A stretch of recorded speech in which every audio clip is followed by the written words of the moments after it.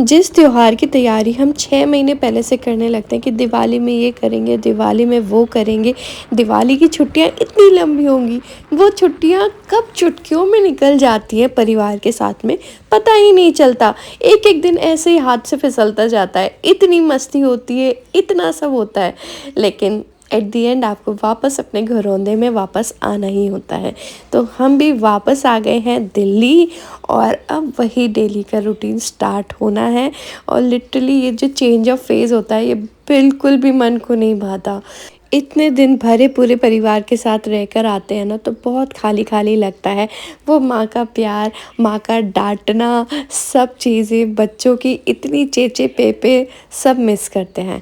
लेकिन वापस आके काम इतने ज़्यादा हो जाते हैं। दिवाली के पहले सफाई तो होती ही है, लेकिन दिवाली की छुट्टियों के बाद घर की हालत वैसी हो जाती है, खूब डस्टिंग करनी पड़ती है, इतनी सारा धूल-धक्कड़ जम जाती है कि वापस से आके ढेर सारा काम, अनपैकिंग करो, माँ का प्यार जो इतना सारा हम लेकर आए होते हैं वो सही से रखो हर जगह पे, तो बस वही सब चलता है।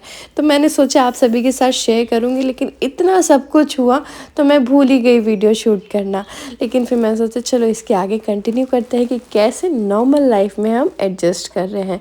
तो बस सारा काम निपटा के करीबन 11:30 बज रहे थे, बहुत लेट हो गया। रियांश को स्कूल भेजा था, आशीष ऑफिस चले गए थे। मैंने अपना थोड़ा-सा काम किया, लेकिन उसके साथ में घर के भी बहुत सारे काम थे। आज तो मेरी हाउस हेल्प भी नहीं आई थी, तो बस सारा काम मेरे ज़िम्मे पे। तो बस सारे काम निपटाए और फाइनली फ्रेशन अप होकर आ गई हूँ मैं पूजा करने, क्योंकि हम दिवाली पे घर गए थे तो 10 दिनों से दिया भी नहीं जला था हमारे मंदिर में। तो बस यहाँ पर आके मैंने भी पूजा की, भगवान की अच्छी तरीके से अर्चना की और उसके बाद चलिए चलते हैं। दिल्ली की हालत इतनी ज़्यादा ख़राब हो रही है ना, हवा इतनी ज़्यादा गंदी है, इतना ज़्यादा पोल्यूशन है कि पता नहीं कैसे क्या होगा। हम जैसे लोगों के लिए जो कि अस्थमेटिक है तो थोड़ा सा इस टाइम हमें प्रिकॉशन लेके चलना पड़ता है। तो ठंडा वंडा या खट्टा हम थोड़ा अवॉइड करते हैं। तो जैसे कि अभी फ्रेश होकर आ गई थी तो अब लगा कि चलो कुछ हॉट सिप्स ले लिए जाएँ, तो बस ग्रीन टी ली है, उसमें थोड़ा सा हनी डाला है, आप चाहें तो लेमन डाल सकते हैं, बट अगेन मेरा गला थोड़ा सा साथ नहीं दे रहा है तो मैंने लेमन नहीं डाला है।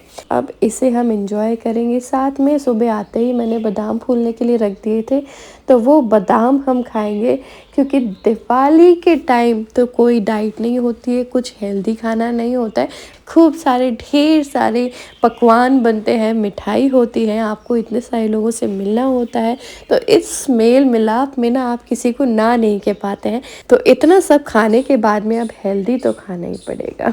और हवा इतनी ज़्यादा गंदी हो गई है ना दिल्ली की, तो अब एयर प्योरीफायर की तो सख्त ज़रूरत है। 2-3 साल से ये मेरा साथी बन चुका है। आप देखिए कितना ज़्यादा AQI है मेरे रूम का, 500, जो कि बहुत ज़्यादा है, मतलब अपनी लिमिट उसने क्रॉस कर रखी है, बिल्कुल रेड हो रखा है। तो उस चीज़ को बैलेंस करने के लिए एटलीस्ट जहाँ पर हम most of the time spend कर रहे हैं अपने दिन का, वहाँ पर तो हवा अच्छी होनी ही चाहिए। तो इस एयर प्योरीफायर में ना ये एक टच पैनल है जिसमें बहुत सारे ऑप्शंस हैं जो कि आप एडजस्ट कर सकते हैं। UV स्टेरिलाइज़र है, इसमें आप ऑटो भी एडजस्ट कर सकते हैं, कब जैसा उसे चाहिए वो अपने हिसाब से फ़ैन की स्पीड सेट कर सकता है। नहीं तो आप अपने हिसाब से भी स्पीड सेट कर सकते हैं। स्लीप का टाइम भी है कि अगर आप सो रहे हैं, आपको लाइट नहीं चाहिए इसकी, तो आप उसे ऑफ़ कर सकते हैं। इवन आपको इसे कितनी देर के लिए चलाना है, आधा घंटे से लेकर 12 घंटे तक आप इसे चला सकते हैं। और इसमें चाइल्ड लॉक भी है, तो बच्चे इसे बार बार छेड़े ना, तो आप उसे भी सेट कर सकते हैं। इसका जो मेन फीचर है वो है 7 स्टेज प्योरीफिकेशन, और जो मोस्ट इम्पॉर्टेंट फ़िल्टर है वो है green true HEPA filter H14, जो कि 0.5 PM पार्टिकल्स को भी एब्जॉर्ब कर लेता है। तो आप सोचिए आपके लिए कितना बेनिफिट हो सकता है। तो अगर आप एयर प्योरीफायर ले रहे हैं या सोच रहे हैं, तो अगारो इम्पीरियल एयर प्योरीफायर को ज़रूर कंसीडर कर सकते हैं। ये 400 स्क्वायर फीट एरिया को आसानी से कवर कर लेता है, और क्योंकि इसमें real time air quality monitoring है, तो आप देख सकते हैं कि आपके रूम का AQI अभी करेंटली क्या चल रहा है। भाई मैंने तो एयर प्योरीफायर चला दिया है, फिर मैंने आराम से बैठ के कुछ हॉट चिप्स लिए और अपने आमंड को एंजॉय किया। लेकिन अब टाइम हो चला है रियांश को स्कूल से पिक करके लाने का। रियांश के साथ ऐसे है, अगर 2 मिनट भी उसे वेट करना पड़ जाए ना स्कूल में तो गुस्सा करता है, आपकी वजह से मुझे वेट करना पड़ा। इसलिए थोड़ा सा कोशिश करती हूँ कि जल्दी पहुँच जाऊँ। आई नो ये सिर्फ रियांश के साथ नहीं है, सब बच्चों के साथ में है। उन्हें लगता है कि वो जब क्लास से बाहर आए ना तो उन्हें मम्मा पापा खड़े मिले तो उन्हें बहुत खुशी होती है। तो बस वो प्यार के कारण इस तरीके से गुस्सा करते हैं, वो मैं समझती हूँ और हम सब एज अ पेरेंट समझते हैं। तो बस मैं निकल गई हूँ रियांश को लेकर आने के लिए। मौसम में हल्की सी ठंडक आ गई है। हाँ, अभी काफ़ी ज़्यादा ठंडक नहीं है लेकिन ठंडक तो आ गई है क्योंकि अब नारियल का तेल भी जमने लगा है। तो रियांश आया बहुत खुश था आज। कैसे रहा? इतना बर्थडे था। अरे वाह, क्या मिला? पेंसिल पेंसिल और मेलोडी चॉकलेट। वाह, चलो लेट्स गो होम। और बच्चों की एनर्जी देखो, मतलब पूरे दिन थक गए हैं, पूरा दिन स्कूल किया है, सुबह आए थे ट्रैवल करके फिर स्कूल गए लेकिन एनर्जी बरकरार है। बस आके जब मैं वापस आती हूँ तो गाड़ी में ही रियांश मुझे सारी बातें बताता है कि आज क्या हुआ। तो बस उसकी गपशप चल रही थी और आते टाइम मैंने सोचा चलो कुछ सब्जियां ले लेते हैं क्योंकि सब्जियां सारी ख़त्म हो गई हैं। तो बस यहाँ पर सब्ज़ी ली है मैंने, थोड़ी बहुत ली है, फिर हम मंडी से लेकर आएंगे बाकी सारी सब्जियां। और चलिए अब चलते हैं घर क्योंकि हो चला है लंच का टाइम और मुझे भी भूख लग रही है। तो बस आ गए हैं हम घर और रियांश तो अब बहुत एक्साइटेड है क्योंकि वो ना दादी और दादू के पास से बहुत सारी चीज़ें लेकर आए, छोटे मोटे क्रैकर्स भी लेकर आए जैसे पॉप्स हो गए उस तरीके के।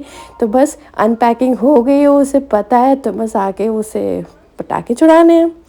और यहाँ पर सबसे पहला मेरा काम होता है कि स्कूल से आया है रियांश, उसके बाद मैं उसकी क्लास वर्क कॉपीज़ चेक कर लूँ कि आज क्या हुआ है वर्क स्कूल में, और पता चल जाता है, आप अपडेटेड रहते हो। अदरवाइज़ फिर कभी ढील हो जाती है, कुछ नोटिस रहते हैं, पेपर्स होते हैं, तो वो सब मैं रियांश का बैग चेक कर लेती हूँ। फिर मैं आ गई हूँ किचन में, जो सब्जियाँ लेकर आई थी तो वो मैंने रखी हैं वापस से। और जैसा कि मैंने कहा, festivals are all about meeting your friends and having lots of sweets. तो बस वैसा ही हमारे साथ हुआ था।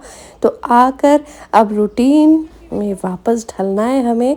तो सबसे पहले मैंने रियांश को फ्रूट दिए हैं, सैलेड कट किया है और आज लंच में बनी है खिचड़ी। और साथ में मैंने ना सुबह आते ही काले चने भी भिगो दिए थे तो वो मैंने उबाल लिए हैं। तो खिचड़ी और काले चने विद मिर्ची का अचार, ये है हमारा आज का लंच। और हाँ, सैलेड कैसे भूल सकते हैं। तो रियांश फ्रूट खाने के बाद फिर खाना खाएगा, मैं अभी अपना खाना एंजॉय कर रही हूँ, बहुत तेज़ भूख लगी है। आई होप आपको वीडियो अच्छा लगा होगा। एंजॉय।